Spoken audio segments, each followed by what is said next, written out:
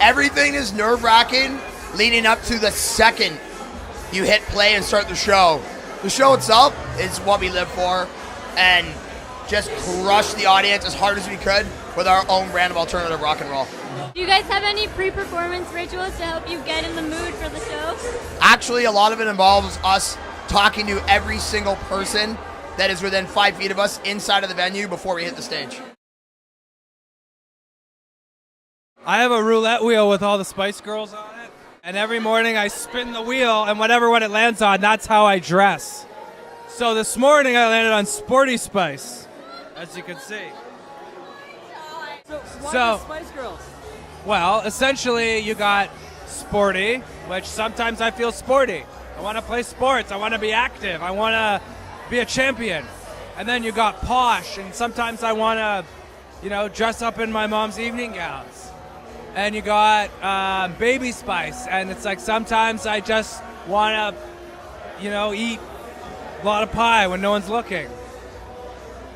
Sometimes I want to eat a lot of pie while everyone's looking. And sometimes I want to eat a lot of pie while I'm holding watermelon tourmaline crystals while watching Mariana's Trench, but hearing them live at the same time. Sometimes I want to be Scary Spice because I want to kind of just be invincible and make couscous and eat pepperoni.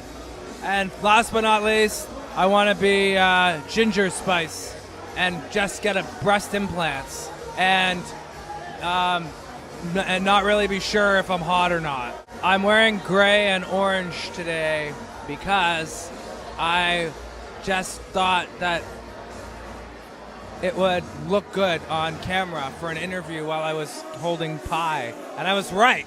Sleep now in my arms, forever sleep now in my arms, together dream. I'm not sure how it actually is still in North America, or more specifically Canada, but I know for a time it was basically like rodeo sampling, like 8 seconds or more was no man's land, which was illegal, and that would constitute you sampling something to the point where it forms the foundation of the song that you wrote and composed and you put out, and now you're profiting from.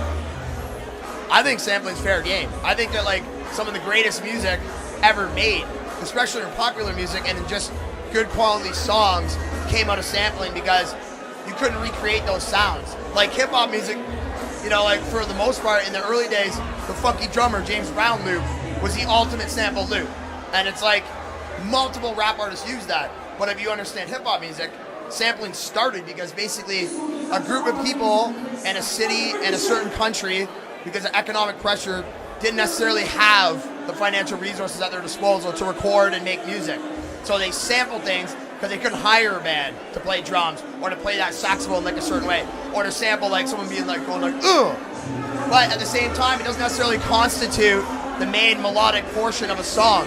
Like it wasn't like you took the entire hook from Imagine by John Lennon and built your song around it. Because if you did that, you'd have to pay the publishing to his company and to his estate anyways. There's nothing wrong with taking a 24-bit recorder to a bowling alley and recording all the sounds of your bowling game.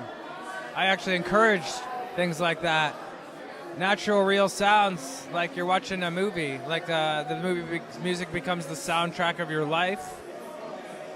And there was a documentary about sampling that featured Girl Talk. I don't know if you saw it or not. And the simple existence of that musical act, Girl Talk, shows us that do whatever you want. Just create.